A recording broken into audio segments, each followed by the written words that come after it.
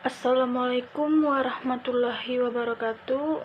Perkenalkan, nama saya Devia Ayu Anggraini dengan NIM 20201531531356. Prodi Manajemen Pendidikan Islam Lokal 3 MPIB 1 dengan memenuhi mata kuliah Filsafat Pendidikan dengan materi konsep filsafat pendidikan, idealisme dan materialisme. Dosen pengampu Dr. Amiruddin SPDI MPDI. Baiklah, saya di sini akan menjelaskan tentang filsafat pendidikan, idealisme dan materialisme. Satu, dengan pengertian konsep umum tentang idealisme. Idealisme merupakan suatu aliran filsafat pendidikan yang berpaham bahwa pengetahuan kebenaran yang paling tinggi adalah ide-ide dari diri sendiri, bukan dari orang lain. Jadi, dalam konteks pendidikan ini, Islam menceritakan pemikiran atau ide tertinggi. Secara kelembagaan konstitusional, pendidikan akan dikombinasi oleh fakultas atau jurusan filsafat dan pemikiran pendidikan. Dalam pendidikan, aliran idealisme merupakan aliran yang berkontribusi sebesar demi kemajuan pendidikan. Hal tersebut bisa kita lihat pada metode dan kurikulum pada yang digunakan oleh sekolah tersebut. Filsafat idealisme sangat penting dalam dunia mendidik karena meletakkan manusia atau peserta didik sebagai subjek memiliki pengetahuan yang tersimpan dalam dirinya, baik pengetahuan umum maupun agama. Pada taraf inilah pendidikan harus mampu mengeluarkan seluruh potensi dalam diri anak didik, baik secara rasional maupun nyata. Yang kedua, sejarah tokoh-tokoh aliran idealisme. Yang pertama yaitu Plato. Plato adalah merupakan seseorang pria yang salah satu dari keluarga aristokrasi pada tahun 147 sebelum Masehi. Aliran idealisme dalam pengetahuan berpendapat bahwasanya pengetahuan tidak dapat diperoleh melalui panca indera karena dunia itu maya atau penyamping dari dunia kenyataan. Hal ini juga dikemukakan oleh Plato bahwasanya kita tidak dapat memiliki pengetahuan sejati kalau kita melihatnya dari segala sesuatu yang dapat merubah. Yang ketiga, Al-Ghazali. Dia merupakan tokoh-tokoh sentral di kalangan muslim, bahkan diberi gelar Hujatul Islam. Ia berasal dari kota Khurasan dan di antara karya-karyanya yang berjudul Ihya Ulumuddin dan Tahfi al-Falasifah. Pada buku yang kedua inilah Al-Ghazali menolak 20 pendapat filosofi muslim tentang berbagai pendapat atau perdebatan. Beberapa pendapat filosofi sebagai berikut: 1. Filosofi materialistis. 2. Filosofi naturalis atau deistis. Baiklah, yang keempat yaitu David Hume. Dia adalah tokoh sentral aliran empiris yang berkembang di Eropa, dan dia juga berhasil di Inggris, di tempat di mana ia berasal. Pada zaman pencerahan, David Hume dianggap sebagai tokoh yang membawa empirisme pada puncak kematangan yang berimplikasi dan ekspetisme. Ekspetisme ini adalah paham yang mengatakan bahwa kita tidak dapat mendapatkan kebenaran. Dia merupakan tokoh filosofi filsafat yang lahir pada tahun 1724 dan meninggal pada tahun 1804.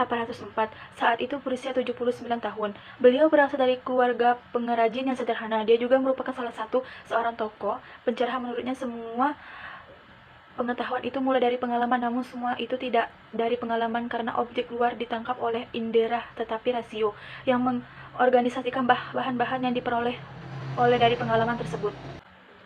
Yang kelima itu Georgi W. Hegel. Dia adalah filosofi Jerman yang idealis. Ia lahir pada tahun 1770 dan meninggal pada tahun 1831 saat berusia 60 tahun. Dia dikenal sebagai filosof yang menggunakan dialektika sebagai metode berfilsafat, dan menurut Hegel yang mutlak adalah role yang mengungkapkan diri di dalam alam dengan maksud agar dapat sadar akan dirinya sendiri. Hakikat role adalah ide dan pikiran dan pernyataan. Dari Hegel ini yang terkenal adalah semuanya yang real dan bersifat rasional, dan semuanya yang rasional bersifat real. Maksudnya adalah luasnya rasio sama luasnya dengan realitas.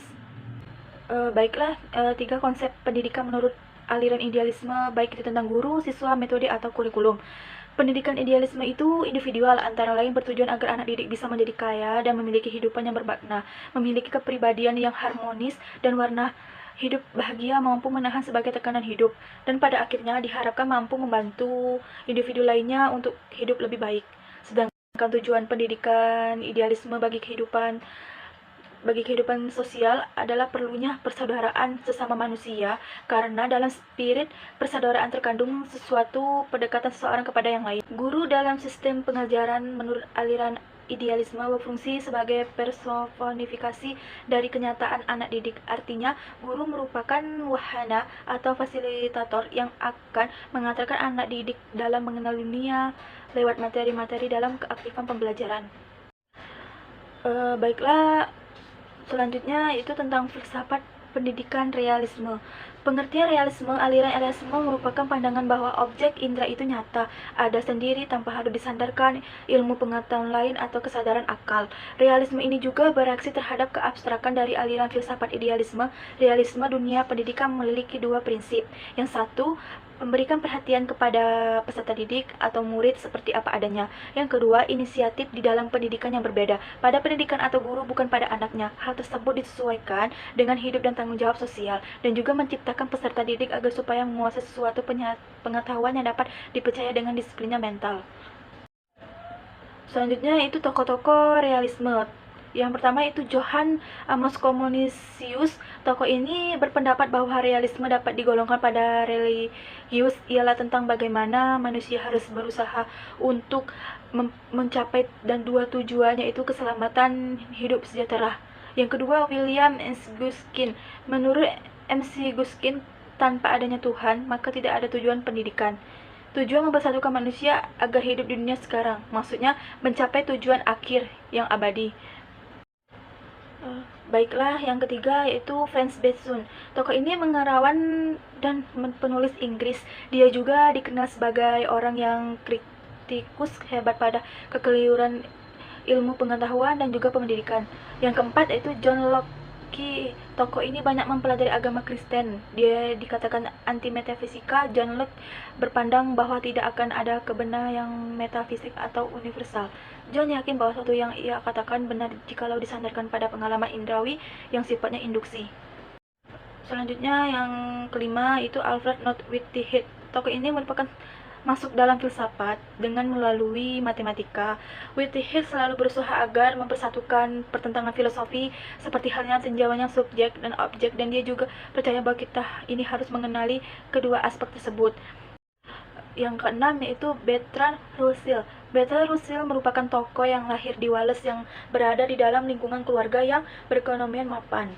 Dia juga mempunyai gelar sarjana di Universitas Cambridge di jurusan filsafat dan matematika. Dia juga seseorang memiliki otak yang di atas rata-rata pada abad ke-20. Russell juga termasuk tokoh yang kontroversial.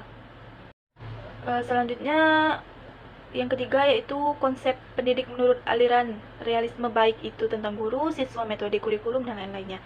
Pada prinsip dasarnya, realisme merupakan filsafat yang memandang hakikat, wujud, realitas, ontologi secara dualitas, terdiri atas dunia fisik dan rohani. Para pengikut realisme ada kesepakatan tentang prinsip dasar yang berhubungan dengan pendidikan. Beberapa prinsip dasar pendidikan realisme adalah sebagai berikut. 1. Belajar pada dasarnya mengutamakan perhatian pada peserta didik seperti apa adanya. Dan yang kedua, inisiatif. Dalam pendidikan harus ditekankan pada pendidik, bukan pada anak. Dan yang ketiga, inti dari proses pendidikan adalah asimilasi dari subjek materi yang telah ditentukan. Kurikulum diorganisasikan dan direncanakan pasti oleh guru secara luas, lingkungan, materi, dan sosial. Baiklah, inilah materi yang saya sampaikan. Jika ada kekurangan dan kesalahan, saya mohon maaf.